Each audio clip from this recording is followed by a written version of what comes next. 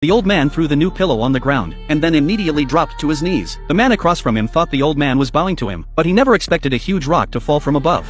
Covered in leftover food scraps. Strangely, the old man acted as if he'd seen a feast, and frantically shoved the food into his mouth. Simon, however, found the scene utterly disgusting. The old man urged Simon to eat something quickly, because the prison here serves only one meal a day. If he didn't eat, he'd have to go hungry. Simon had no choice but to pick up a clean apple, intending to save it for later when he got hungry. Soon, the boulder began to descend. Charlie picked up a bottle of liquor, drank it dry, and tossed it down. He even spat a mouthful of phlegm. Simon was puzzled as to why he would do such a thing. Charlie, however, explained that the people below would eat those things too, and there were still 47 levels above them. He wasn't the only one spitting. Maybe someone was even dumping excrement down below. Just then, Simon felt a wave of heat wash over him. Charlie warned Simon that he must have left something behind that he shouldn't have, because on the platform, food only belonged to them. Once it reached their floor, if someone stole the food, the temperature in the room would keep rising, until it eventually burned the people inside to ashes. Terrified, Simon immediately threw the apple down below. Soon, the temperature in the room returned to normal. The next day, the platform arrived at Simon's 48th floor right on schedule. Today's food was once again in a complete mess. Charlie wolfed down his food as usual. After finishing, he actually urinated toward the prisoners on the floor below. This instantly shocked Simon.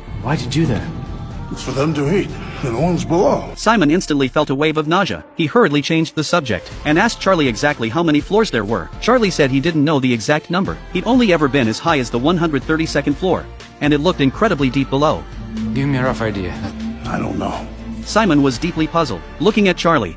He didn't seem like someone who hadn't eaten in a long time, but then Charlie pulled out a knife. It turned out his way of surviving. 3 days passed, and Simon still hadn't taken a single drop of water, until that day, when he finally couldn't hold out any longer. So he grabbed a green bean and popped it into his mouth to taste it. The satisfaction the food brought made him start eating like a maniac. Gradually, Simon got used to life here. He began to imitate Charlie, wasting food carelessly. When he came across food he liked, he'd eat until he threw up. But that day, a woman actually got off the platform. Simon hurried over to ask her questions, but the woman was extremely wary. Charlie warned Simon not to meddle, saying she was a madwoman who came down once a month looking for her child. Soon, the boulder began to descend again, but the two men below had evil intentions toward the woman, and dragged her away. Simon screamed frantically, trying to get the two men to stop. He wanted to climb down to help stop them, but the distance to the next level was 6 meters high. Jumping down would surely result in broken bones. But soon, the woman actually climbed back up onto the boulder on her own. Those two men, however, never reappeared. Simon finally realized just how terrifying this prison was. He and Charlie began relying on each other for survival, adapting together to this cruel environment. But Charlie soon taught him a lesson. That night, a pungent odor filled the room. Charlie told Simon they were about to be moved to a different floor. He hoped they'd be assigned to a better floor. Soon everyone fell asleep, but when Simon woke up, he found himself tied to the bed. Charlie approached with malicious intent, because they had been assigned to the 171st floor. When the platform reached the 171st floor,